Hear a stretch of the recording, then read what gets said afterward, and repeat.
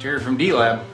Project of the day, an Oahu Model 230K. Came in the shop from a friend of mine in Chicago. It's in pretty bad shape. Let me show you the symptoms, and we'll walk through and hopefully get this thing working the way it should. You hear that? The nasty harmonic.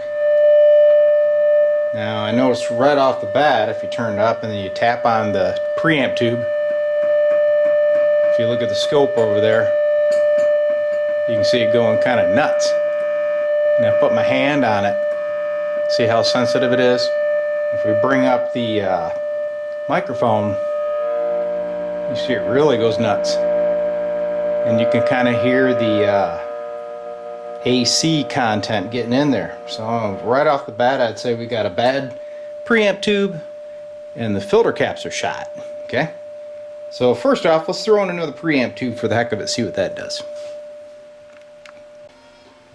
Alright, so here's the old preamp tube, which is a old 6SL7. Happen to have one on the shelf. So first off, I've got the amp running again, so bring her up. You can see it still has some harmonics in there, but it's got a little more output now. And when I turn up the microphone gain,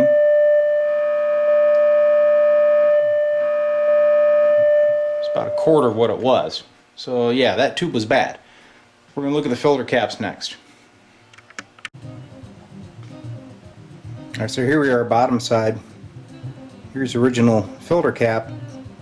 Has not been changed, and I measured the sections, and sure enough we have one that's open. Okay, somebody's also added a couple caps. For instance, these coupling caps going to the output tubes, they've been changed, and I measured them, and sure enough we've got leakage through these. I've got about 9 volts sitting on these 6V6s, so they're probably going nuts. We're going to swap them out. We're going to put in a new filter cap. And we got a hanging beauty here. You can see the exposed voltage there.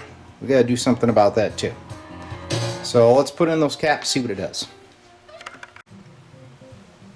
Alright, here we are, bottom side again. There's the old filter cap, completely abandoned now. There's no leads going to this filter cap. Okay, I kept the ground terminations for convenience, but I ended up putting new caps here. Mounted a terminal board, and there's 2 caps. There's one down below here, you can't see it. And then these are wired back into the circuitry as with the original one was, okay? Now over here, we've got our 2 new coupling caps. And now when I measure at the grids of the 6V6s, I have 0 volts, just like you should. This here was an old paper cap, real nasty. That coupled the preamp tube to the inverter, so I swapped that out. So underside, she looks pretty good right now. Let's fire the amp back up, see if I accomplished anything. Well, I've rebuilt the power supply and found many other components in there that were really in bad shape. Unfortunately, now we got a bigger problem. Watch when I turn up the volume. Hear that? Now watch when I touch the speaker.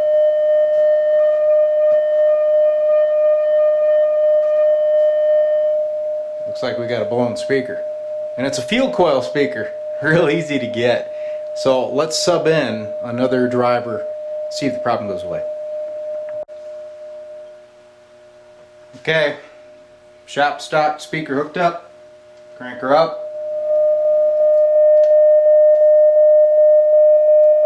Clear as can be. So the old internal speaker is defective. Bummer. Alright, well, so kills another snowy afternoon in Michigan.